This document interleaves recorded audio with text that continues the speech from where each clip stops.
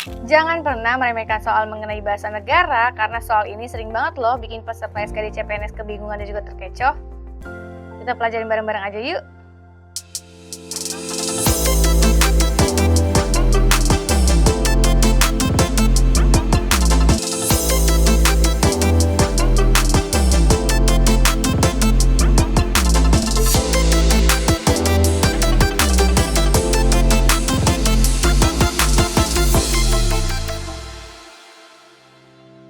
Assalamualaikum warahmatullahi wabarakatuh. Halo teman-teman pejuang CPNS di seluruh Indonesia. Apa kabarnya kalian hari ini? Semoga dalam keadaan yang sehat ya.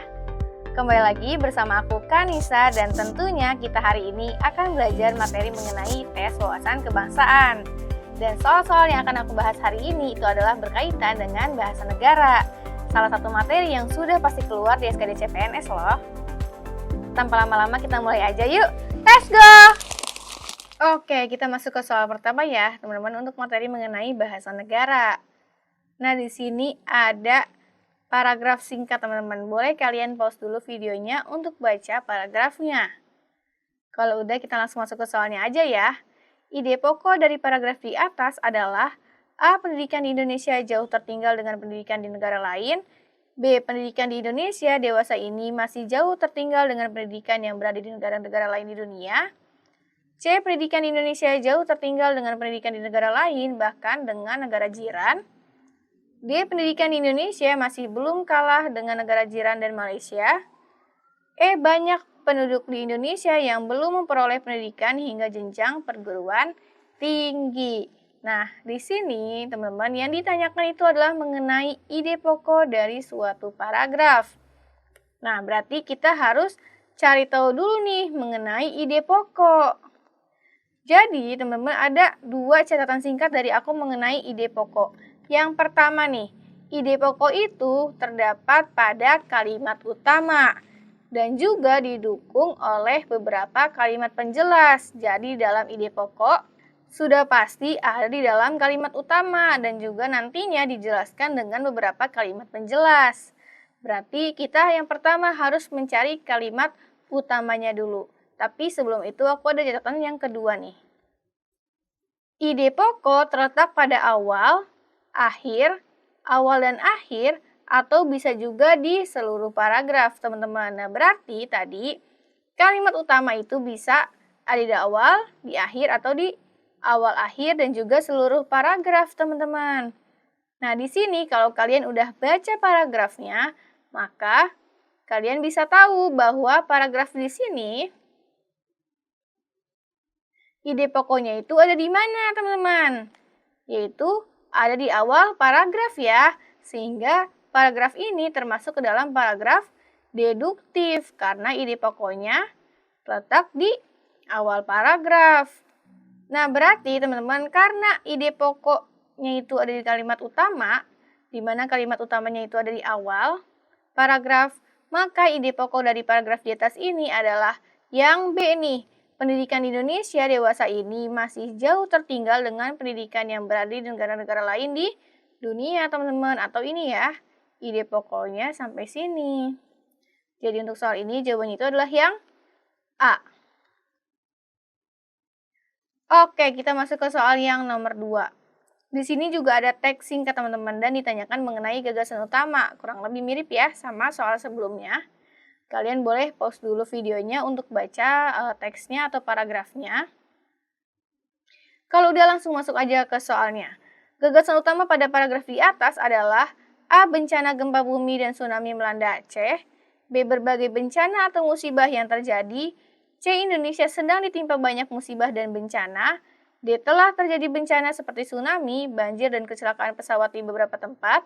E. Bencana-bencana yang terjadi di Indonesia menelan korban baik harta maupun jiwa. Nah, di sini teman-teman, tadi yang ditanyakan adalah mengenai gagasan utama dari sebuah paragraf. Kira-kira apa nih teman-teman dari paragraf ini gagasan utamanya? Nah, kalian kalau udah baca paragrafnya, teman-teman, maka kalian bisa tahu bahwa paragraf di atas ini termasuk ke dalam paragraf ineratif, teman-teman. Kenapa nih? Karena gagasan utamanya itu bukan ada di awal atau di akhir, melainkan ada di bagian tengah-tengah paragraf, teman-teman. Di mana paragraf ini punya pola, yaitu ada khusus, kemudian ke umum, dan ke khusus lagi, teman-teman, pola paragrafnya. Dan karena paragraf ini memiliki pola khusus, umum, dan khusus, maka untuk urutannya itu adalah kalimat penjelas, kemudian kalimat utama, dan dilanjutkan dengan kalimat penjelas lagi, teman-teman. Nah, berarti di sini udah jelas kalau gagasan utama dari paragraf di atas ini itu adalah yang C ya, Indonesia sedang ditimpa banyak musibah dan bencana.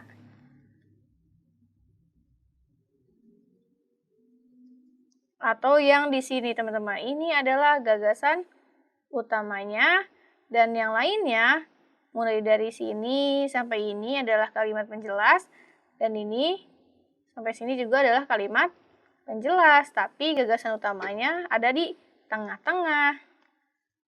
Oke, kita masuk ke soal yang nomor 3 nih, mengenai bahasa negara lagi ya. Kita mencari sinonim dari suatu kata di dalam suatu paragraf. Di sini ada paragraf singkat, teman-teman, ada 2 kalimat nih. Restorasi ekosistem adalah kebijakan terobosan pemerintah Indonesia yang diluncurkan pada 2007 sebagai cara baru mengelola rimba.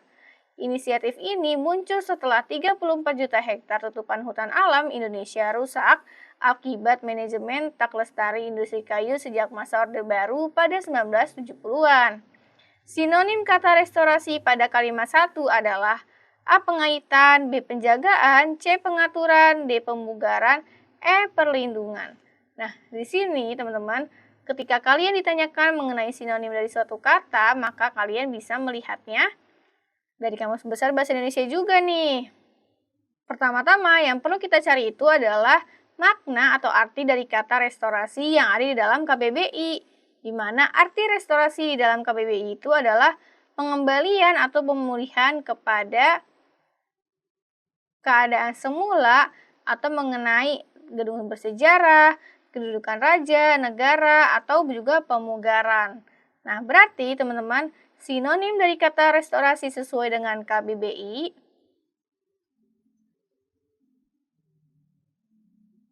itu adalah yang D ya, pemugaran. Sebentar dulu. Sebelum aku mulai ke soal nomor 4, aku meminta tolong ke kalian dulu nih untuk bantu channel ini agar terus berkembang dengan cara klik like video ini, kemudian subscribe dan jangan lupa nyalain notifikasi karena kita bakal ketemu setiap hari. Gak cuma sama aku, tapi ada mentor-mentor lainnya juga loh. Dan jangan lupa share video ini ke pejuang CPNS lainnya ya. Kalau udah, yuk kita masuk ke soal nomor 4-nya. Oke, kita masuk ke soal yang nomor 4. Semua kata ditulis secara benar dalam kalimat berikut ini, yaitu A. Di Iran, sepak bola perempuan hanya boleh dilakukan di lapangan tertutup. B. Penonton sepak bola perempuan di Iran pun hanya kaum perempuan. C. Pendidikan prasekolah harus lebih diperhatikan. D. Pengurus PSSI belum dapat menindaklanjuti perubahan jadwal pertandingan. E. Penandatanganan perjanjian kerjasama akan dilakukan minggu ini. Nah, di sini teman-teman yang ditanyakan itu adalah mengenai kalimat yang semua katanya itu ditulis secara benar atau sesuai dengan kaidah dalam bahasa Indonesia, teman-teman. Nah, di sini kalau kalian lihat opsi jawabannya, maka akan berkaitan dengan apa nih? Berkaitan dengan kata depan ya, teman-teman. Jadi sebelum jawab, aku bakal kasih tahu dulu beberapa catatannya. Yang pertama, sebuah kata depan yang digunakan sebagai imbuhan bisa disambung dengan kata berikutnya. Jadi ketika ada kata depan yang dijadikan sebagai imbuhan, maka bisa digabung dengan kalimat setelahnya. Kemudian aturan yang kedua itu adalah apabila ada kata depan yang digunakan sebagai penunjuk tempat, maka kata depan yang digunakan tersebut ditambahkan sebelum jenis kata lainnya dapat ditulis secara terpisah dengan menggunakan spasi, teman-teman. Nah, kita lihat langsung aja ke opsi jawabannya nih.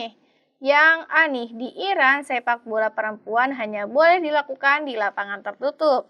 Nah, di sini teman-teman ada kata di nih sebagai kata depan. Tapi di sini digunakan sebagai apa sih, teman-teman? Digunakan sebagai imbuhan atau digunakan sebagai penunjuk tempat. Penunjuk tempat ya. Nah, berarti ini harusnya ditulis dengan dipisah menggunakan spasi teman-teman. Jadi yang A masih salah. Kemudian yang B nih, penonton sepak bola perempuan di Iran pun hanya kaum perempuan. Nah, di sini kalau kalian lihat ada kata di sebagai kata depan. Nah, di sini udah tepat ya, teman-teman menggunakan spasi karena menunjuk tempat kata depannya bukan sebagai imbuhan. Tapi di sini ada yang salah nih, yaitu di kata apa? Di kata sepak bola ya, teman-teman semestinya apa? Semestinya dipisah. Jadi yang B juga masih kurang tepat.